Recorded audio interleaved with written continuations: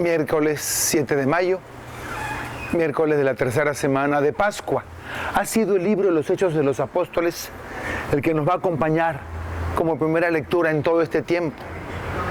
Y hoy, de una manera muy especial, quiero recalcar, quedarme no tanto en el Evangelio, que es importante, pero sí en ver qué está pasando con la comunidad apostólica después de que el Señor subió a los cielos. La muerte de Esteban hizo que muchos cristianos salieran y huyeran de Jerusalén.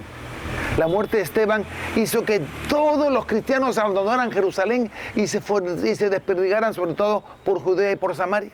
Nos cuenta el libro de los Hechos que apenas se quedaron los 12 apóstoles. Mientras tanto se nos va narrando que Pablo perseguía con saña. La palabra literal es Saulo devastaba la iglesia yendo de casa en casa y a la fuerza se apoderaba de hombres y mujeres y los metía en la cárcel. Entonces vemos a un Saulo no solamente opuesto a la iglesia, sino con una actitud de persecución. Al punto que la Biblia ya ha puesto la palabra devastaba. Pablo devastaba la iglesia, era una gran devastación. Entraba a las casas, rompía las puertas, se llevaba preso a los hombres y a las mujeres.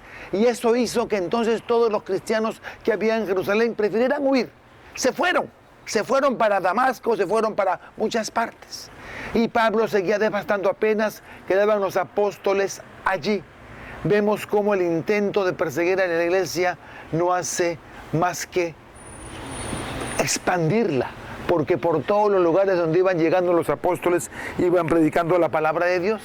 Se nos habla del inicio del ministerio de otro diácono, de Felipe.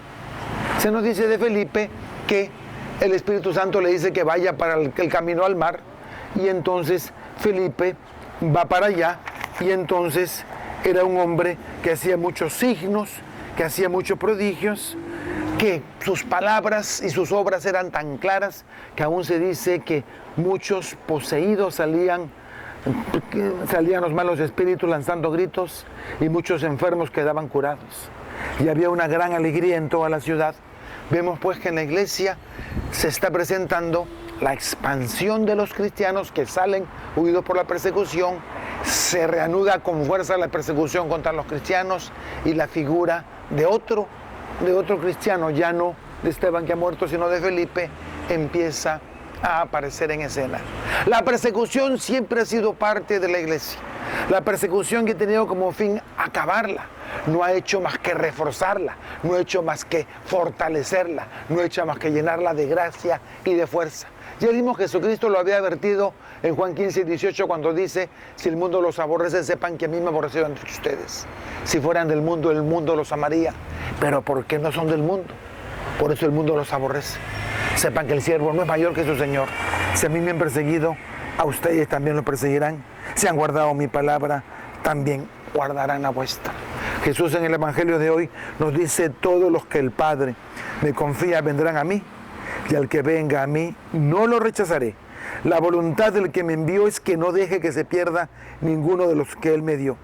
Porque esto es lo que quiere el Padre, que todo el que vea al Hijo y crea en Él tenga vida eterna, y yo lo resucitaré en el último día. ¿Ves al Hijo? ¿Crees en Él? Gánate la vida eterna, que es un don de Dios. Que el Señor te bendiga.